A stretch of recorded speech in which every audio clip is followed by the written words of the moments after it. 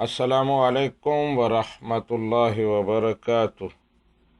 حجاز مقدس سے نوشاد احمد صاحب پوچھتے ہیں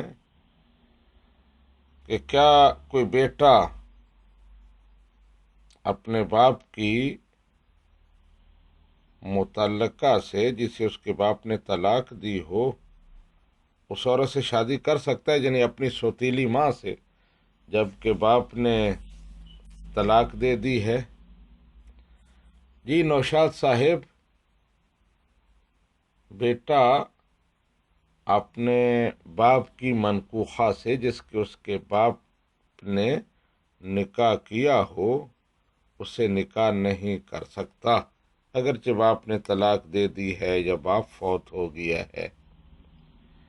قرآن پاک کا اس حوالے سے بڑا صریح حکم ہے۔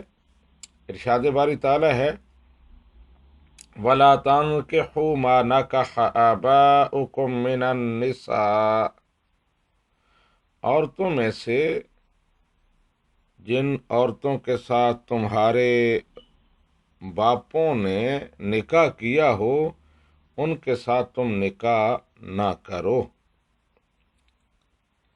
ویسے بھی یہ عزت اور تکریم کے بھی خلاف ہے اور کسی بھی اچھے معاشرے میں اسے پسند نہیں کیا جائے گا۔ مفسرین نے اس آیہ کریمہ کا شان نزول یہ لکھا ہے کہ ابو قیس رضی اللہ تعالی عنہ ایک صحابی تھے، نیک آدمی تھے، فوت ہو گئے تو ان کے بیٹے قیس نے اپنے باپ کی ایک منکوحہ عورت کو، اپنی سوتیلی ماں کو نکاح کا پیغام بھیجا تو اس نے کہا جواب میں انما اعدک والدا، میں تمہیں بیٹا سمجھتی تھی، اچھا آدمی سمجھتی تھی، اور تم مجھ سے نکاح کرنا چاہتے ہو، میں تمہاری ماں کی جگہ ہوں۔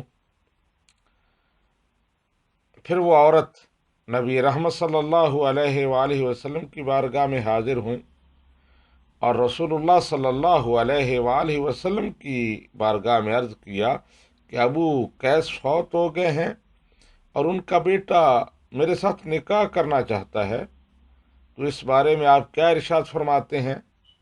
وَإِنَّمَا كُنْتُ أَعُدُّهُ وَلَدًا فَمَا تَرَىٰ، میں اسے اپنا بیٹا سمجھتی تھی، آپ کیا ارشاد فرماتے ہیں کہ میں اسے نکاح کر سکتی ہوں یا نہیں؟ تو نبی رحمت صلی اللہ علیہ وآلہ وسلم نے ارشاد فرمایا ارجعی الی بیتک، اپنے گھر چلی جاؤ۔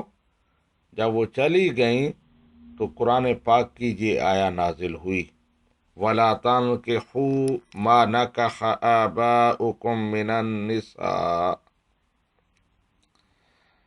تو یہ مسئلہ ہے کہ قرآن نے بالکل صراحت کے ساتھ اس سے روکا ہے کہ جس بھی عورت سے تمہارے باپ نے نکاح کر لیا ایک دفعہ، اب وہ بے شک اسے طلاق دے دے، وہ اس سے جدا ہو جائے، اس کے ساتھ تمہارے لیے نکاح کرنا جائز نہیں ہے۔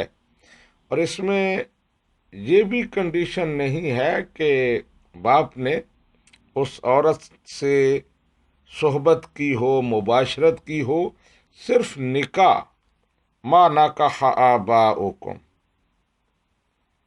جس عورت سے تمہارے باپ نے نکاح کر لیا ہے بے شک فوراً اس کو طلاق دے دی ہو، اب تم اس سے کبھی بھی نکاح نہیں کر سکتے۔